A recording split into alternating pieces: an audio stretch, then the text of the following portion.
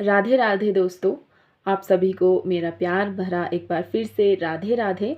तो आज बहुत दिनों बाद मैं आप लोगों के सामने आई हूँ, क्योंकि जब से हम कांगड़ा से आए हैं उसके बाद मुझे ब्लॉग डालने का बिल्कुल भी आप कह सकते हैं टाइम नहीं लगा, या फिर मैं ऐसा कहूँ कि मैंने खुद ब खुद जो मतलब ब्लॉग थे वो कंटिन्यू नहीं किए, वीडियो शूट नहीं की, क्योंकि सच कहूँ तो मेरा बिल्कुल भी मन नहीं था।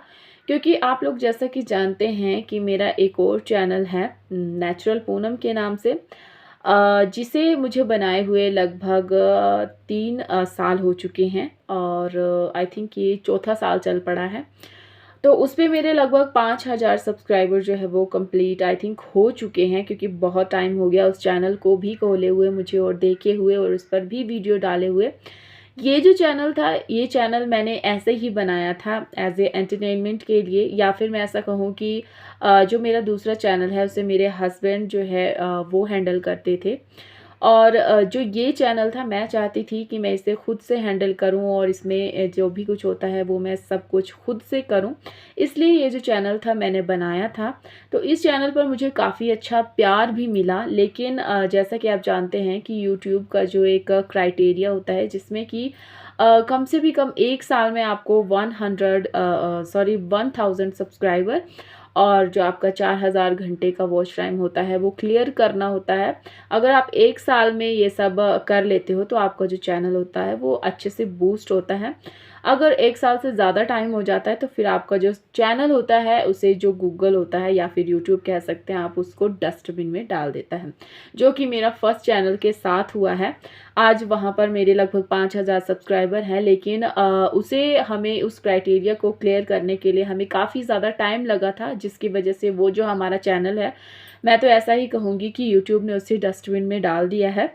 जिसमें कि मैंने जब हम कांगड़ा गए थे तो वहाँ पर मैंने बहुत ज़्यादा मेहनत की। मैंने और एंजल के पापा ने उस चैनल पर दिन की कम से भी कम 15 से 20 शॉर्ट्स अपलोड की एंड डेली की एक लॉन्ग वीडियो अपलोड की, लेकिन उसके बावजूद भी उस पर हमें कोई भी रिस्पॉन्स नहीं मिला। एंड देन उसके बाद हमने उस चैनल को भी ऐसे ही छोड़ दिया, क्योंकि दोस्तों आप सभी तो जानते ही हैं कि एक फैमिली को चलाने के लिए जो फाइनेंशियल सपोर्ट होती है उसकी भी काफ़ी ज़्यादा ज़रूरत होती है। तो मेरी जो सास ससुर हैं वो काफ़ी ज़्यादा एज तो हम नहीं कह सकते हैं, लेकिन उनकी भी कोई ऐसी कमाई नहीं है कि वो हमें पाल सके, हमें खिला सके। और वैसे भी इस टाइम में हमारा ये हमारा कर्तव्य है कि हम उनकी देखभाल करें, ना कि वो हमारी देखभाल करें। तो ऐसे में मतलब वीडियोस बनाना और उसके साथ ही मतलब एंजल के पापा कहीं बाहर जाकर और काम करें, ये दोनों एक साथ पॉसिबल बिल्कुल भी नहीं था। इसलिए थक हार कर हमने यही डिसीज़न लिया कि हम यूट्यूब को छोड़ देंगे, और जो भी एंजल के पापा काम करते हैं, एंजल के पापा पेंटर हैं, वो पेंट का काम करते हैं, लोगों के घरों को पेंट करते हैं। तो उन्होंने अपना वही काम फिर से कंटिन्यू किया है, और जिसकी वजह से वो घर पर नहीं होते हैं और दूसरे वाले चैनल पर हम वीडियोस नहीं अपलोड कर पाते हैं। इस चैनल को भी मैंने छोड़ ही दिया था, लेकिन अभी कुछ टाइम से मतलब मुझे कुछ ऐसा फील हुआ कि कम से कम इस चैनल को तो मैं चला ही सकती हूँ। और चलो देखते हैं फिर, क्या पता होता है कि चल ही पड़े। वैसे भी ऐसे भी क्या ही करना होता है, अब बच्चे भी स्कूल जाते हैं तो दिन को मैं फ्री ही होती हूँ। तो मैंने ये डिसीज़न लिया है। कल हमारे यहाँ एक फंक्शन था, उसमें जो मेरे सब्सक्राइबर थे जो कि मेरे रिलेटिव्स ही हैं, तो वो आए हुए थे और उन्होंने मुझे काफ़ी ज़्यादा लाइक मोटिवेट किया कि आप मतलब वीडियोस बनाना आपने क्यों बंद कर दिया, हम आपकी हर वीडियो को देखते थे। तो उसके बाद उनकी बातों ने मुझे इस चीज़ को सोचने पर मजबूर कर दिया कि हाँ, मुझे वीडियो बनानी चाहिए। भले ही वो किसी को अच्छी लगे या ना लगे, या फिर मेरे उस पर व्यूज़ आए या फिर ना आए, लेकिन मुझे मेहनत करते रहना चाहिए। क्या पता होता है एक दिन मेरी मेहनत का जो फल है वो मुझे मिल जाए। वैसे तो हमें कर्म करते रहना चाहिए, फल की इच्छा बिल्कुल नहीं करनी चाहिए, लेकिन चलिए फिर भी आखिर हम हैं तो इंसान ही। तो गाइज़ ये तो रही पिछली बात जो भी था, लेकिन आज का जो ब्लॉग है उसमें मैं आप लोगों के साथ ये शेयर करने वाली हूँ कि जैसा कि मैंने आपको बताया हमारे यहाँ कल एक फंक्शन था। वो फंक्शन था रिंग सेरेमनी का। जो एंजल के पापा हैं उनकी चाचा की लड़की की शादी होने वाली है कुछ ही टाइम में। तो मैंने आपको अपने मायके की जो शादी है उनके जो ब्लॉग्स है वो आप लोगों के साथ शेयर किए थे। वो मैरिज जो थी वो काफ़ी अलग थी, लेकिन यहाँ की जो मैरिज होने वाली है मेरे ससुराल वालों की तरफ से, तो वो काफ़ी अलग होने वाली है। तो वो मैं आप लोगों के साथ शेयर करूँगी। एंड उनकी कल रिंग सेरेमनी थी पिछले कल। तो मतलब रिंग सेरेमनी आज तक आप लोगों ने देखी होगी कि किस तरह से होती है, हम वीडियोस में भी देखते हैं। क्योंकि आजकल ऐसा ट्रेंड चल पड़ा है कि रिंग सेरेमनी जो होती है वो एक दूसरे को रिंग पहनाकर लड़का लड़की जो होते हैं उस तरह से की जाती है। तो पिक्चर जो है, वीडियोस जो है वो मैं साइड में लगा दूँगी। क्योंकि उस वक़्त मैंने शूट नहीं किया, उस वक़्त मैंने ये बिल्कुल भी नहीं सोचा था कि मैं आप लोगों के साथ शेयर करूँगी, लेकिन आज ही मैंने ये सोचा और उसकी जो वीडियोस है जो लोगों ने बनाई है, वहाँ से मैं ले लूँगी और आप लोगों के साथ जो है वो शेयर कर दूँगी। तो गाइस सबसे पहली बात तो ये है कि हमारे यहाँ मतलब ऐसा फर्स्ट टाइम हुआ है कि जो लड़का लड़की हैं उन्होंने एक दूसरे को रिंग पहनाई है और जो रिंग सेरेमनी है वो इस तरह से की गई है।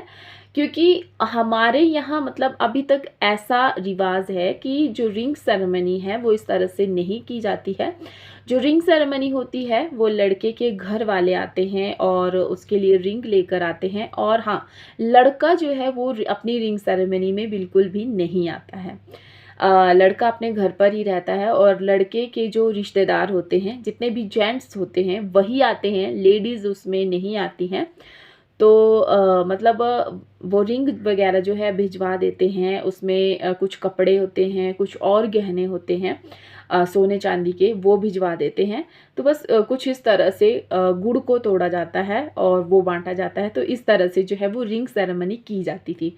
लेकिन गाइज़ हमारे यहाँ फर्स्ट टाइम ऐसा हुआ है कि यहाँ पर जो लड़का लड़की है उन्होंने रिंग एक्सचेंज करके एक दूसरे के साथ एक दूसरे को रिंग पहनाकर जो है रिंग सेरेमनी यहाँ पर की गई है, यानी कि कहा जाए तो मॉडर्न स्टाइल में। तो ये सब अच्छा भी है, जो मतलब हम जैसे लोगों के लिए तो काफ़ी अच्छा है, लेकिन वो लोग जो कि मतलब अभी तक इन सब चीज़ों को नहीं मतलब समझ पाते हैं, या फिर जिन्होंने इन सब चीज़ों को अभी तक नहीं देखा है, तो उनके लिए थोड़ा-सा यहाँ पर ये अजीब-सा हो जाता है। कुछ लोग ये बातें भी कर रहे थे कि हमारे देखो अब कैसे-कैसे रिवाज चल पड़े हैं, ये सब ऐसा लाइक आप समझ सकते हो कि लोग जो होते हैं वो किस तरह के होते हैं, किस टाइप के होते हैं, किस टाइप की उनकी सोच होती है। लेकिन कुछ लोग ऐसे भी थे जिन्होंने इसे काफ़ी ज़्यादा लाइक उनको मतलब अच्छा समझा इस फंक्शन को, कि ठीक है, जैसा ज़माना बदल रहा है तो उसी के हिसाब से जो रीति रिवाज है वो भी चेंज हो रहे हैं। तो मैं तो बहुत खुश हूँ क्योंकि मेरी जो है रिंग सेरेमनी वैसे नहीं हुई थी, और रिंग सेरेमनी हमारी हुई ही नहीं थी अगर मैं सीधे कहूँ तो। और अब मेरी एंजल का टाइम आने वाला है और हमारे जितने भी आगे के जो बच्चे हैं उनके लिए अच्छा है, जैसे जैसे ज़माना चेंज हो रहा है तो उसी तरह से हमारे जो रीति रिवाज है इनमें भी थोड़े बहुत चेंजिंग लाने की कहीं ना कहीं ज़रूरत पड़ती है। तो वीडियोस तो आपने देखी तो वीडियो तो आपने देख ही ली होगी। तो इस तरह से कुछ जो रिंग सेरेमनी है वो की गई हमारे यहाँ फर्स्ट टाइम।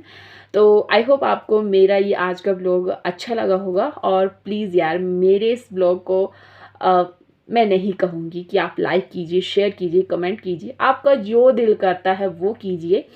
मुझे जैसे टाइम लगेगा या फिर मुझे कोई ऐसी चीज़ जो मुझे लगता है कि आप लोगों के साथ शेयर करनी चाहिए, तो मैं ज़रूर आप लोगों के साथ शेयर करूँगी। और बाकी ऊपर वाले पे है सब कुछ। तो चलिए मिलते हैं अब जल्द ही नेक्स्ट ब्लॉग में, तब तक के लिए बाय बाय।